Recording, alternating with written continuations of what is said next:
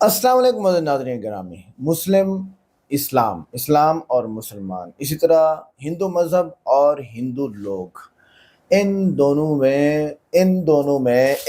में ज़मीन आसमान का फ़र्क क्यों है? इस्लाम ठीक है, मुसलमान क्यों ख़राब है? हिंदू मज़हब जो इस्लाम के मुताबिक है वो तो ठीक है, जो मुताबिकत रखता है, जो बराबर है। तो हिंदू क्यों ख़राब है जो माशरे में, इंडिया में और ख़राबियाँ किए जा रहे हैं, ख़ासकर बीजेपी, कन्हैया लाल, कांग्रेस के बहुत बड़े नेता जैसे इमरान प्रतापगढ़ी, जैसे राहुल गांधी। तो आज इनसे जो सवाल किया गया उसको आप देखेंगे और जिस अंदाज में इसने जवाब दिया है, कमाल है, कमाल है, कमाल है। इनफ है। वीडियो को लाइक करें, चैनल को सब्सक्राइब करें, वीडियो को व्हाट्सएप पे जरूर शेयर करें, कमेंट करके बताएं वीडियो कैसी लगी। वीडियो के एंड पे इंशाल्लाह मैं जरूर कमेंट करूंगा, सुनेंगे, मजा आएगा। 2019 के इलेक्शन में सॉफ्ट हिंदुत्व और हार्ड हिंदुत्व का क्या असर रहेगा? साहब, ये सवाल मैं बार बार बोलता हूँ। ये सॉफ्ट और हार्ड माने पैर में लगाने का अलग क्रीम और गाल में लगाने का अलग क्रीम, ऐसा कुछ नहीं होता है। हिंदुत्व हिंदुत्व होता है, लोग इस बात को पता नहीं। ये एक ट्रैप है सर, और ये ट्रैप जो है खुद रूलिंग क्लास के द्वारा हमारे सामने बिछाया गया है कि ये ट्रैप हम ऐसे चलें कि हमको शशि थरूर जो है वो सॉफ्ट हिंदुत्व दिखे और मोदी जी जो है वो हार्ड हिंदुत्व दिखे। ये ट्रैप है। मैं बार बार कहता हूं कि हिंदुत्व का हिंदुइज्म से कोई लेना देना नहीं है। हिंदुत्व का हिंदू धर्म से कोई लेना देना नहीं है। वो सिर्फ और सिर्फ हिंदू धर्म के सिंबल का इस्तेमाल करता है अपने पॉलिटिकल पावर को कैप्चर करने के लिए, और सोसाइटी के भीतर जो इनइक्वालिटी है, जो इकोनॉमिक इनइक्वालिटी है और दूसरे तरीके के जो इनइक्वालिटी है, उसको टिकाए रखने के लिए वो हिंदुइज्म के सिंबल का इस्तेमाल करता है। फॉर एग्जाम्पल मैं आपको बताता हूं, योगी जी जो हैं वो भगवा पहनते हैं। भगवा रंग जो है वो बीड़ों का रंग होता है। 10 आदमी मिल करके गाय के नाम पे किसी के इंसान को पकड़ करके रात के अंधेरे में मार दे, ये बीड़ का नहीं, ये कायर का काम है। ये बात हमको समझना चाहिए। इस देश में भगवा रंग जो है वो महात्मा बुद्ध के छीवड़ का रंग रहा है, और महात्मा बुद्ध जो है वो सत्य और अहिंसा की बात करते थे गांधी से भी पहले। इस देश में भगवा रंग जो है वो संभाजी महाराज और साहू जी महाराज का रंग रहा है, वो वीर शिवाजी का रंग रहा है। और ये लोग जो है उस भगवा रंग का इस्तेमाल करके उस सुर्ख रंग की बात जो है वो इस्लाम में भी की गई है। सुर्ख रंग को बहुत ही बेहतरीन रंग माना गया है। इन रंगों और प्रतीकों का इस्तेमाल करते हैं वो अपनी नाकामी छुपाने के लिए। और योगी जी की चर्चा हुई तो एक बात हमको बता दीजिए। ये कहते हैं कि हम राम भक्त हैं। इनकी सच्चाई मैं आपको बताता हूं। ये जिस मठ के महंत हैं उस मठ को नाथ संप्रदाय का मठ कहा जाता है। नाथ संप्रदाय का मठ इस देश का एक ऐसा मठ है जहां नॉन ब्राह्मण महंत होते थे, और उसमें जितने भी नॉन अपर कास्ट लोग हैं वो उसके फॉलोवर होते थे। और नाथ संप्रदाय को निर्गुण संप्रदाय कहा जाता है। निर्गुण संप्रदाय मतलब जहां भगवान का कोई रंग रूप नहीं होता है, निराकार ब्रह्म होता है, साकार ब्रह्म नहीं होता है। जैसे इस्लाम के अंदर भी निराकार ब्रह्म की बात की गई है कि अल्लाह ने हमको बनाया है तो हम अल्लाह को कैसे बना सकते हैं, उनका नाक मुंह कैसे तैयार कर सकते हैं। यह निराकार ब्रह्म का लॉजिक है, और यह जो निराकार ब्रह्म का लॉजिक है, इसी लॉजिक से नाथ संप्रदाय वो चलता है। वो नाथ संप्रदाय के महंत हैं और राम जी का मंदिर बनाने की बात कर रहे हैं। ये कितना रेडिकुलस है, इस बात को आप खुद ही समझ लीजिए। और राम जी को जब ये बात कर रहे हैं तो राम के संबंध में भी एक इंटरेस्टिंग बात बताऊं।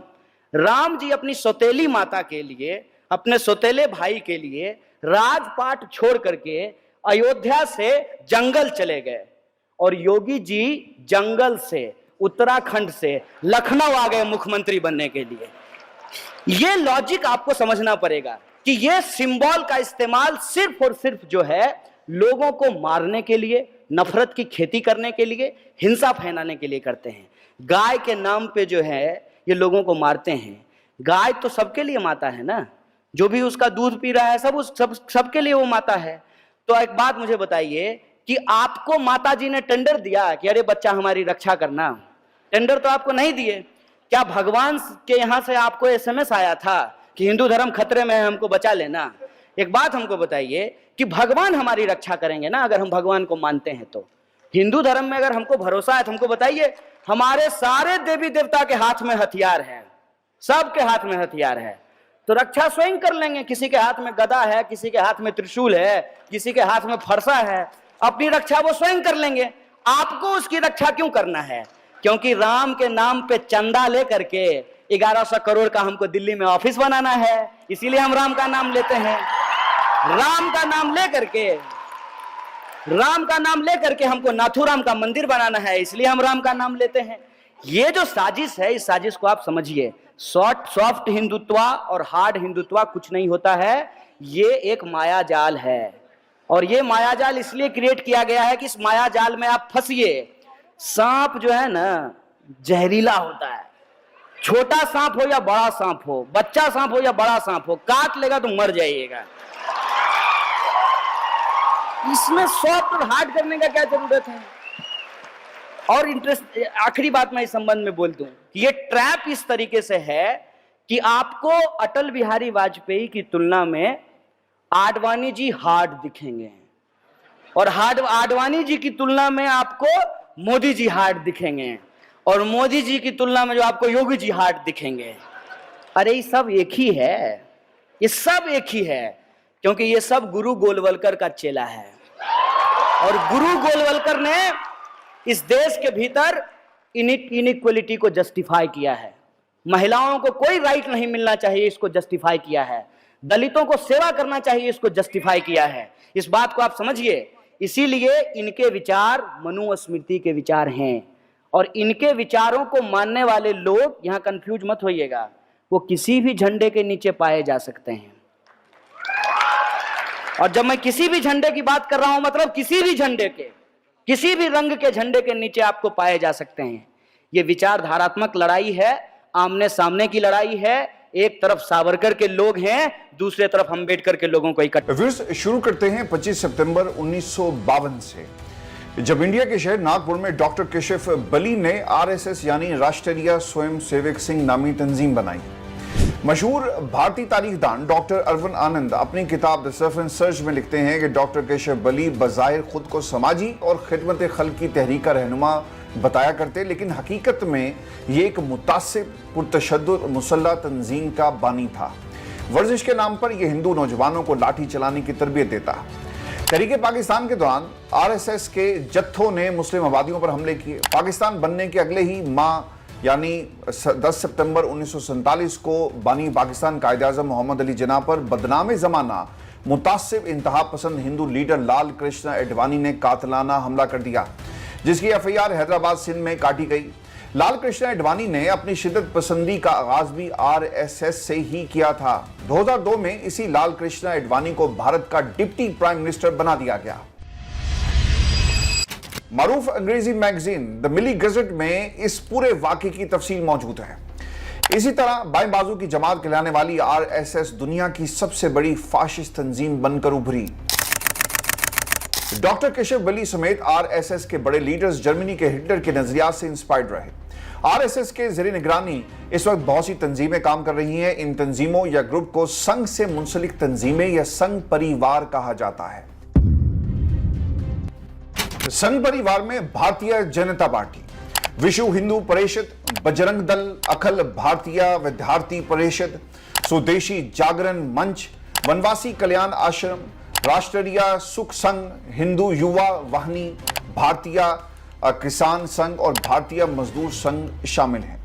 आम तासुर है कि आरएसएस के ज़ेली तंजीमें विश्व हिंदू परिषद और बजरंग दल इस वक्त ज्यादातर दहशतगर्दाना कार्रवाइयों में मसरूफ हैं, ताकि आरएसएस को महफूज रखा जाए और दुनिया को दिखाया जा सके कि ये पुरअमन जमात है। शाखा या फिर शाख संघ आरएसएस की बुनियादी इकाई है। शाखा वो जगह है जहां संघ के अरकान को नजरियाती और जिस्मानी तरबियत दी जाती है। भारत में इस तंजीम की जड़ें कितनी गहरी हैं, इसका अंदाजा इस बात से लगाया जा सकता है कि आरएसएस के मुताबिक इंडिया में इसकी 73,000 से ज्यादा शाखाएं हैं। इन शाखाओं को हिंदुत्व और हिंदू कौम परस्ती और दीगर बुनियादी नजरियात से रोशनास कराया जाता है। संघ के मुताबिक 922 इस्लाम में रोजाना 73,117 शाखाएं लगती हैं। इसके साथ 6,597 ब्लॉक्स और 27,720 मंडल हैं। हर मंडल 12 से 15 गांवों पर मुश्तमिल है। इसके साथ ही आरएसएस हिंदुस्तान के 88% ब्लॉक्स पे अपनी यूनिट्स के जरिए रसाई हासिल कर चुका है। आरएसएस और संघ परिवार का बुनियादी मकसद भारत को हिंदू रियासत बनाया जाना है। इस हिंदू रियासत में तमाम अकलियतें और छूतों जैसी दर्जा रखेंगी। आरएसएस इस वक्त दिन रात इस कोशिश में है कि वो मुसलमानों, ईसाइयों और दीगर अकलियतों के पैरोकारों को हिंदू मजहब का हिस्सा बना ले। सोशल मीडिया पर इसकी मिसालें भरी पड़ी हैं कि आरएसएस के इंतहा पसंद अकलियतों से जय श्री राम के नारे लगवाते हैं और ऐसा ना करने वालों को तशद्दुद का निशाना बनाया जाता है। आरएसएस का अपना ही कानून है। यह हिंदुस्तानी आइन की सेक्युलर साख को मानती ही नहीं, आरएसएस हिंदुस्तान के झंडे यानी तिरंगे को भी तस्लीम नहीं करती और इसका यह मानना है कि यह हिंदू सकाफत की मुनासिब नुमाइंदगी नहीं करता। आरएसएस ने 5 दहाइयों तक अपने हेडक्वार्टर्स नागपुर में इंडिया का झंडा ही नहीं लहराया, क्योंकि आरएसएस का ख्वाब एक ऐसा अखंड भारत है जिसमें पाकिस्तान, बांग्लादेश, नेपाल और श्रीलंका शामिल हो। आरएसएस का अखंड भारत मतलब तमाम रियासतों को भारत में शामिल करने का मिशन। इस मिशन के सबसे बड़े मुखालिफ खुद महात्मा गांधी थे और आरएसएस की राह में सबसे बड़ी रुकावट भी थे। लिहाजा 30 जनवरी 1948 को आरएसएस के रुकन नथुराम गोडसे ने हिंदुस्तान के लीडर महात्मा गांधी को मुसलमानों से नरम रवैया इख्तियार करने पर कत्ल कर दिया। इंतहा पसंदी का एक और किरदार जिसका नाम ग्वालकर था, 1940 से 1973 तक यानी 33 साल आरएसएस का सरबराह रहा। यह वही शख्स था जिसने भारत में आरएसएस और दीगर इंतहा पसंद हिंदू जमातों को मकबूल बनाया और उन्हें संघ परिवार के झंडे तले जमा किया। नरेंद्र मोदी, अमित शाह, राजनाथ, संघ और दीगर इंतहा पसंद हिंदू लीडर इसे गुरु ग्वालकर कहते और इसके नजरियात पर बिना चू चरा अमल करते। ग्वालकर ने ही नफरत और लिसानी फसादात को बढ़ावा दिया। 1938 में ग्वालकर ने नागपुर में एक जलसे से खिताब करते हुए बरेसगीर के मुसलमानों को धमकी दी कि अगर उन्होंने हिंदुस्तान में अपना अलहदा मजहबी, माशरती और मुआशी तशख़्ख़ुस बरकरार रखा तो जिस तरह हिटलर ने जर्मनी में यहूद का सफाया किया, हम भी यहां से मुसलमानों का सफाया कर देंगे। व्यूअर्स, हिंदुस्तान में यही नफरत दो कौमी नजरिए की बुनियाद बनी। सिर्फ नफरत अंगेजी बयानात ही नहीं, फसादात के लिए आरएसएस के अमली इकदामात की भी एक तवील फहरिस्त मौजूद है।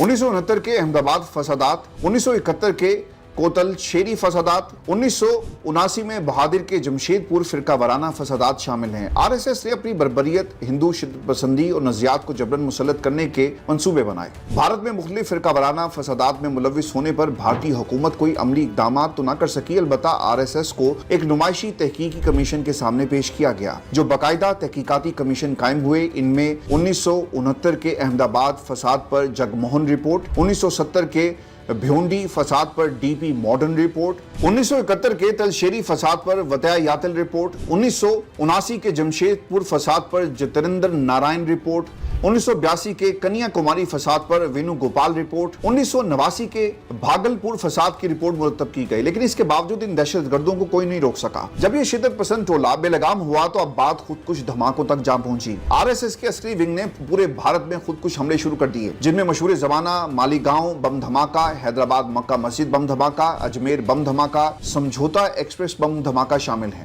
तासुब, इंतहा पसंदी और नस्ल परस्ती में एक और नाम आता है बीजेपी के रहनुमा और भारत के मौजूदा वज़ीर-ए-आज़म नरेंद्र मोदी का।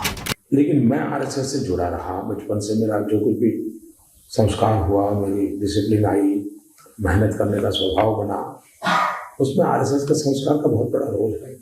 मोदी 8 साल की उम्र में आरएसएस का रुकन बना और उसके फैसलों में आपको आरएसएस के नजरिए की वाज़ेह झलक नजर आएगी, क्योंकि बीजेपी की सारी डोरें आरएसएस हिलाती है। भारतीय वजीर दाखिला अमित शाह भी आरएसएस ही के रुकन है और बीजेपी आरएसएस के हाथों यरगमाल है।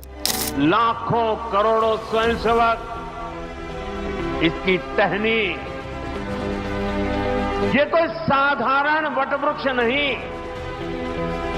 राष्ट्रीय स्वयंसेवक संघ भारत की अमर संस्कृति का आधुनिक अक्षय वट है। 2022 में जेनोसाइड वॉच ग्रुप के फाउंडर प्रोफेसर ग्रेगरी स्टेंटन अमेरिकी कांग्रेस में इस खदशे का इजहार कर चुके हैं कि नरेंद्र मोदी मुसलमानों की सबसे बड़ी नस्लकुशी करने जा रहा है। इमरान खान ने भी अक़वाम मुत्तहिदा में आरएसएस की साजिश से दुनिया को खबरदार किया, लेकिन जब कोई एक्शन ना हुआ तो नतीजा पूरी दुनिया ने देखा, जैसा कहा गया वैसा ही हुआ। Mr. Narendra Modi is a life member of RSS. RSS was an organization that was inspired by Adolf Hitler and Mussolini, came about in 1925. They believed in racial purity, racial superiority. They also believed they were an Aryan race like the Nazi believed they were an Aryan race. जिस तरह Hitler ने गैर जर्मनों की बड़े पैमाने पर नस्लकुशी की, बिल्कुल उसी तरह नरेंद्र मोदी ने बतौर वज़ीर आला गुजरात 2002 में मुसलमानों की बदतरीन नस्लकुशी अपनी सरपरस्ती में करवाई। उस वक्त लातादाद मुसलमानों का बेईमाना कत्लेआम किया गया, जिंदा मुसलमानों को जलाया गया, मुसलमान खवातीन को इज्तिमाई ज्यादती का निशाना बनाया गया और आवाम के जानो माल और इज्जत और आबरू की मुहाफिज पुलिस समेत दीगर मुतल्लिका इदारे महज खामोश तमाशाई बने रहे। साने गुजरात के बाद ही आलमी अखबारों में नरेंद्र मोदी को कसाई के नाम से पुकारा गया और अमेरिका ने वीजा तक देने से इनकार कर दिया। इंसानी हकूक की मुतादिद तंजीमों ने भारतीय वज़ीर-ए-आज़म नरेंद्र मोदी को इंसानियत का कातिल भी करार दिया। फिर आरएसएस ने मक्कारी की एक नई चाल चली, खुद अपने मुल्क में मुसलमानों और दीगर अमलाक पर हमले किए और इल्ज़ाम पाकिस्तान के दीगर मुस्लिम तंजीमों पर लगाते गए और आज भी ये इल्ज़ामात लगाए जा रहे हैं ताकि दुनिया भर में भारत की इंतहा पसंदाना सोच का तासुर ख़त्म हो जाए और जिम्मेदारी मुस्लिम ममालिक पर डाल दी जाए। 2025 में ये हिंदू इंतहा पसंद तंजीम अपनी एक सदी मुकम्मल कर चुकी और इंडिया के करोड़ों लोगों पर अपनी शिद्दत पसंदी की छाप लगा चुकी है। खुद को अमन पसंद और सेवक कहलाने वाली इस तंजीम ने महात्मा गांधी के कत्ल पर मिठाइयाँ तकसीम की, भारतीय सरकार से लाताल्लुकी जाहिर करके कई सरकारी मुलाजमीन को नौकरी से इसी तंजीम ने निकलवाया और उनकी जगह इंतहा पसंद हिंदुओं को बिठा दिया गया। आज तक ना तो इस तंजीम ने टैक्स रिटर्न जमा करवाया और ना ही किसी ने इनसे ये पूछा कि उनकी सोर्स ऑफ इनकम क्या है। नरेंद्र मोदी ने भारत में आरएसएस की जड़ें मजीद मजबूत कर दी हैं। आए रोज इन जड़ों को नस्ल परस्ती और इंतहा पसंदी के खून से तर किया जाता है। यही वजह है कि इंडिया को अब किसी बैरूनी दुश्मन की जरूरत नहीं। आरएसएस का तासुब और इंतहा पसंदी हिंदुस्तान की जड़ें खोखली करने के लिए। तो नाज़रीन गिरामी, आज की इस इंटरेस्टिंग वीडियो में जो पॉइंट निकल के आते हैं वो आते हैं महात्मा गांधी का कातिल गोडसे आरएसएस का रुकन था। बीजेपी के कई लीडर इसे हीरो मानते थे।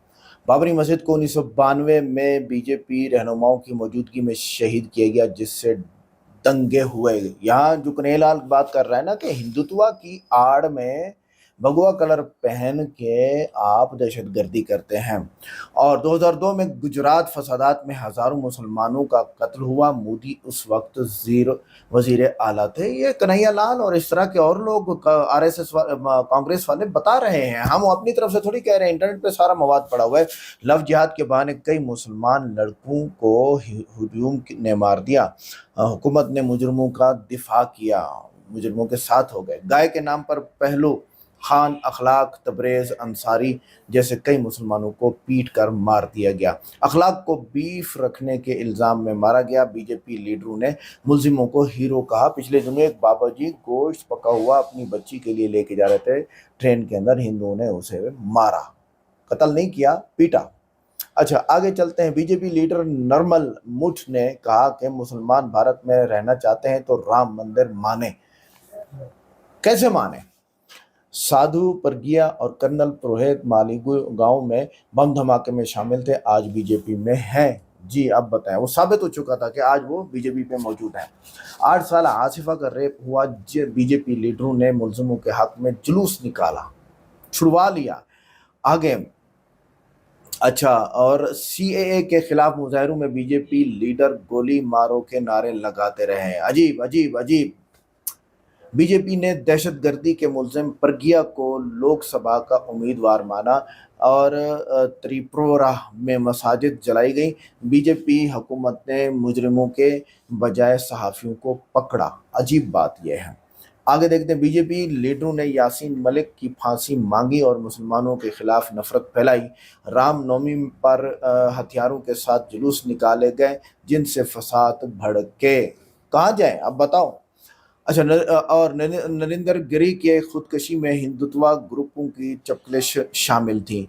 विश्व हिंदू परिषद की रैलियों में बीजेपी लीडर शामिल होकर मुसलमानों के खिलाफ नफरत फैलाते हैं। बीजेपी लीडर नूपुर शर्मा ने नबी करीम सल्लल्लाहु अलैहि वसल्लम की शान में गुस्ताखी की, जिससे दुनिया भर में हंगामे हुए। अच्छा, आगे बीजेपी रहनुमा मुसलमानों की दुकानों और कारोबारों के बैगाट की अपील करते हैं। यूपी, दिल्ली, मध्य प्रदेश में सिर्फ मुसलमानों के घरों पर बिल्डोजर चलाया गया। कहाँ जाए भाई? बीजेपी लीडर गोडसे की मूर्ति बनाकर उसकी पूजा करते हैं, जिससे गांधी को कत्ल किया, जिसने गांधी को कत्ल किया। अब बताओ भाई, जाएं तो कहाँ जाएं कि आप हिंदू मजहब की आड़ में मुसलमानों के ऊपर इतना बड़े मसाइल लेके आते हैं। गाय का शक, गाय के गोश्त का शक। अच्छा, इसी तरह जो है वो मुलाजमतों में शक, नमाज में शक, और जनाब वाला बिजनेस में शक, पता नहीं कहाँ, यानी इतना डर है। कुरान पाक में हमारे लिखा हुआ यहसबून कुल्ल सयहतिन अलैहिम, कहीं से भी टी की आवाज़ आती है समझते हैं हमारे लिए कुछ हो रहा है, हमें कुछ हो रहा है, और कहीं से ची की आवाज़ आती है समझते हैं हमें कुछ हो रहा है। तो इतना डरपोक नहीं बनो। वो मुस्लिम कम्युनिटी आज भी 25 से 30 करोड़ आपके मुल्क में, इंडिया में मौजूद है, और वो अमन का नाम लेके आपके साथ चल रहे हैं और अमन का नारा भी लगा रहे हैं। और अब मैं जो चाहता हूँ वो ये चाहता हूँ कि अब सारे के सारे सियासत में आए और सियासत में मुस्लिम आके आपको यकीन दिलाएंगे कि हम कितने अमन वाले लोग हैं। वीडियो कैसी लगी? वीडियो को लाइक करें, चैनल को सब्सक्राइब करें, वीडियो को व्हाट्सएप पे जरूर शेयर करें, कमेंट करके बताएं वीडियो कैसी लगी। मिलते हैं नेक्स्ट वीडियो में। अस्सलाम वालेकुम।